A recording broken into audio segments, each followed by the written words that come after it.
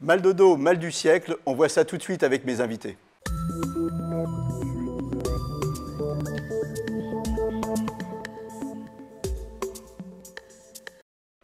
Avec moi sur le plateau, le professeur Bruno Fautrel, vous êtes rhumatologue à la Pitié. Elisabeth Soublet, vous êtes directrice médicale EOS chez EOS Imaging. Et Marc Patier, on va commencer avec vous. Vous avez mal au dos. Oui, c'est pour ça que vous êtes là aujourd'hui sur le plateau. Alors tout a commencé en fait avec un colis, tout bêtement. Comment ça s'est passé? Bien, j'étais dans mon linéaire, je fais régulièrement de la manutention et un geste métier que je fais au quotidien régulièrement m'a créé une douleur aiguë au niveau des lombaires. Enfin, du bas du dos, parce que maintenant je sais que c'est ce qu'on appelle la zone lombaire, et une hernie en même temps inguinale qui a été opérée ensuite. D'accord. Donc en fait, vous êtes tout bêtement au boulot, journée vraiment classique. Normal, j'étais chaud. Voilà, vous étiez chaud, mais peut-être trop chaud parce que vous ne faites pas attention, froid, et là, tout à coup, le gros mal de dos. Et donc après, alors, une hernie en même temps ou après, comment ça s'est passé? Ça a dû se produire en même temps. De toute façon, c'est arrivé quasi simultanément. C'est-à-dire que ça s'est mis à gonfler quelques heures plus tard. Donc ça m'a alerté. J'ai été voir mon médecin. Donc j'ai déclaré l'accident au niveau de mon travail. Et donc j'ai été opéré. C'était une hernie inguinale. Pas une hernie discale, oui, attention. Alors voilà, c'est où ça? Un inguinal, c'est dans l'aine. C'est dans l'aine, exactement. Voilà. Et c'est un problème de tube digestif qui vient, une anse du tube digestif qui vient se coincer dans un petit orifice. Et au moment où on fait l'effort de soulèvement, ça augmente la pression de l'abdomen. Ce n'est pas forcément à ce moment-là, mais en tout cas, c'est un moment où on peut avoir un blocage de cette petite hernie. Alors vous aviez l'habitude de faire du sport et puis après, vous vous retrouvez coincé, suite à l'opération, je n'avais pas le droit de faire d'efforts, donc là c'était interdit pendant 2-3 mois et mon mal de dos s'est effectivement installé. Et, quand j'ai voulu reprendre une activité, même avec un kiné, j'en étais incapable, ça me faisait peur parce que j'avais mal. Tout bêtement, je n'arrivais pas à retrouver une mobilité, une fluidité, vous aviez une résistance. Du sport et puis en même temps, quand vous en faisiez, vous aviez mal, donc vous aviez après peur d'en faire. Et en fait, c'est un cercle vicieux qui s'installe tout à fait. Et alors là, vous faites un rendez-vous rhumato. Oui, suite à plusieurs arrêts consécutifs et des médecins qui ne me proposent pas spécialement de choses, j'ai pris un rendez-vous avec un rhumatologue spécialisé à Paris. Et dans le même temps, je m'étais renseigné sur les fameux stages à l'effort sur Internet, c'est bien Internet pour ça. Et j'avais fait une demande d'inscription auprès de la Pitié et ça m'a été confirmé de le faire par la rhumatologue que j'ai vue à Paris.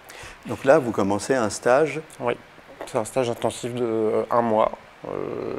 Tous les jours de la semaine, de 9h le matin à 4h l'après-midi, avec un corps médical d'accompagnement. Et comment en fait, alors que vous aviez peur de faire du sport, on arrive à vous faire du sport 5 heures par jour, tous les jours de la semaine? Eh bien, avec un éducateur qui est là pour nous indiquer comment faire, ce qu'il faut faire, ce qu'il ne faut pas faire, et progressivement faire les choses pour retrouver une mobilité, une résistance et une envie aussi de retrouver son corps. Les résultats, vous les sentez rapidement? Tous les jours quasiment, semaine après semaine. En ce qui me concerne, parce qu'on est plusieurs dans le stage. Mais donc c'est encourageant, c'est-à-dire vous avez senti véritablement... c'est le jour et la nuit entre avant et après, ça c'est certain. C'est un point important, ce que dit Marc, c'est que très souvent, donc on a mal au dos, on arrête de bouger, on ne sait plus comment faire, et il y a un facteur négatif du médecin. Là, c'était les médecins pour la chirurgie digestive qui ont dit « ne bougez pas ». Et au moment où on va se remettre en marche, des douleurs réapparaissent et on ne sait plus ce qu'il faut faire. On ne sait plus les bons mouvements, les mauvais mouvements. Et le stage, le but, c'est d'accompagner les gens avec un renforcement musculaire et puis une reprise d'activité qui sont après ludiques, pas seulement de la rééducation. Mais... Oui, il y a tout un corps médical. Tout un accompagnement, on va en parler justement, vous allez nous détailler le programme. Aujourd'hui, vous avez encore des douleurs? Ah, j'ai mal tous les jours, bien sûr. Tous les jours, mais vous avez appris à les gérer, c'est ça? De toute façon, le but du stage, enfin moi je l'ai pris ainsi, et je m'en doutais de toute façon, parce que le médecin me l'avait dit, mais d'une autre façon. C'est ce qu'on appelle une maladie chronique, donc ça va être là tout le temps. Donc après, il faut arriver à le gérer dans le temps, dans les journées, et donc je viens de me rendre compte vraiment que c'était complètement possible, et après il faut adapter sa vie à son mal de dos et pas l'inverse. Donc, alors, je vais m'attacher à faire ça. Professeur Bruno Fautrel, on va parler de ce stage, mais vous m'avez dit un truc en préparant l'émission qui m'a étonné. Vous m'avez dit, dans la majorité des cas, sauf cas très très graves, on peut se débarrasser soi-même de son mal de dos si on fait ce qu'il faut. Donc, Le mal de dos, c'est un ensemble de pathologies. La majorité des cas, ce qu'on appelle la lombalgie commune, c'est-à-dire que ce n'est pas lié à une lésion musculaire, ce n'est pas lié à une infection, ce n'est pas lié à une tumeur. On a mal au dos. Le dos, c'est une structure assez complexe, comme un mât, mais en plusieurs morceaux. Il y a plein de raisons que ça grince à certains endroits. Avec des traitements simples, quand on se bloque le dos, quand on a un lumbago, des traitements simples permettent de passer le cap douloureux et la reprise progressive de l'activité va faire que l'épisode va rentrer dans l'ordre tout seul, avec un minimum d'intervention médicale. Et puis, il y a quelques patients, probablement pas beaucoup plus de 10%, qui là vont avoir des douleurs qui vont se chroniciser, qui vont évoluer. Alors quand on dit chronique, c'est plus de 3 mois. Et de plus en plus, on dit, si un mal de dos dure plus de 6 semaines, on commence à s'orienter dans une mauvaise direction. Il faut vraiment consulter un spécialiste du dos, donc un rhumatologue, éventuellement un médecin rééducateur, pour essayer d'avoir les conseils et d'aller dans la bonne direction. À un certain moment, on voit finalement que sur les différents examens d'imagerie, il n'y a rien de cassé, rien de lésé. Il faut simplement remettre en mouvement ce dos. Et c'est là qu'on conseille très activement une prise en charge pluridisciplinaire avec des médecins, des kinésithérapeutes, des éducateurs sportifs, des ergothérapeutes, et puis également des médecins ou des soignants qui sont capables d'apprendre aux patients à gérer la douleur. Un des objectifs que Marc a très bien dit, un patient qui vient nous voir aimerait ne plus avoir mal. Et dans les situations chroniques, on essaie de faire comprendre aux patients que l'objectif premier, c'est de bouger, malgré la douleur. C'est pas sûr qu'elle soit chronique et vous vous en débarrassiez jamais, ça va petit à petit s'amender, mais au départ, il faut faire avec la douleur.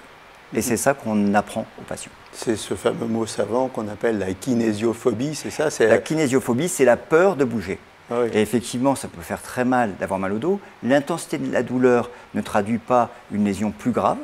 C'est simplement que, voilà, de temps en temps, se déchirer un muscle, ça peut faire mal. Donc, de temps en temps, avoir mal au dos, ça fait une douleur très aiguë, très intense, mais les choses vont rentrer dans l'ordre.